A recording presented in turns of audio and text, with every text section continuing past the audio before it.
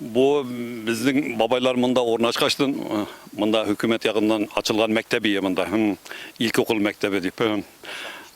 Başlangıç mektebi. Biz mında 7 yaşında mektepke başladık. Bu 7 yaşına kadar biz mektepke barmadan evvel hep Tatarca sileşedirik. Türkçe bilmidirik. Mine bu mektepke 7 yaşında kilgeçtin indi. Türkçe öğrene başladık. Ondan sonra 100 çamasında bir bala var yeminde, Tatar balası. Indi alar zoray kaçtın, iş izlep, okurga gitip çit yaklarga. Indi kala 10 bala kaldı. 10 bala kalgaçtığında indi. Bu mektep kapandı. Üzekke gitti, yapıldı. Üzekke gittiğinde, Üzek'te okuy balalar.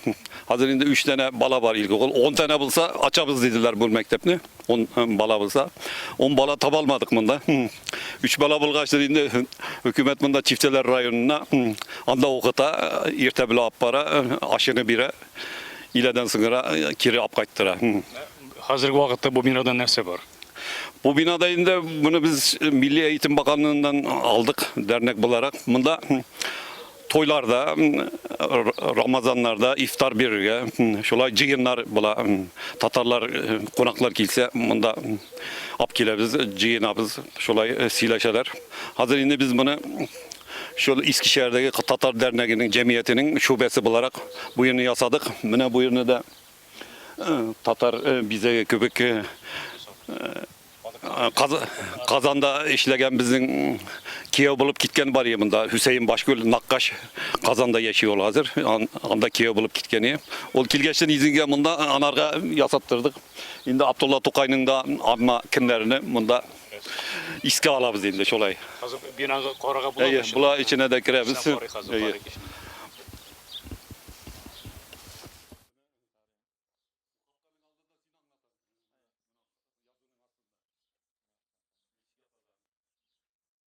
Mene öte babaylar şu 1895 yıllarda kilgende bundan indi meçheten tezi başlanlar. Mene film boyunca oğlunu uğraşkaç hem mektepni tizgenler.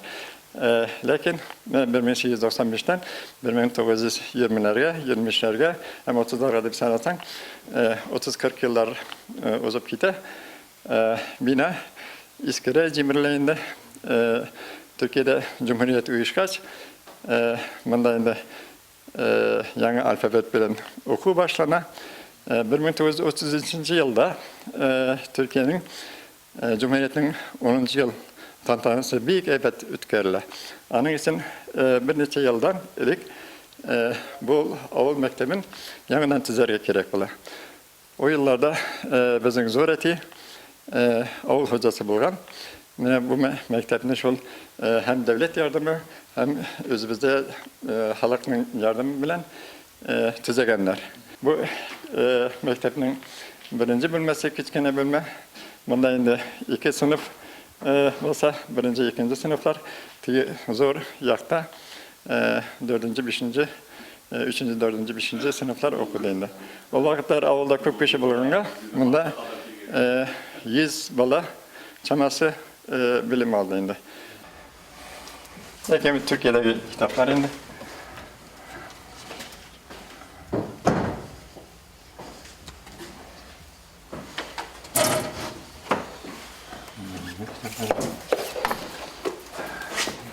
Kazan, Tataristan. Kazan Tataristan kitapları. Onların bunda din kitapları var öteyiş. Hani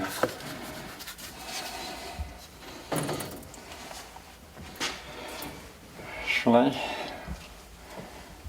bakın bunda jurlarımız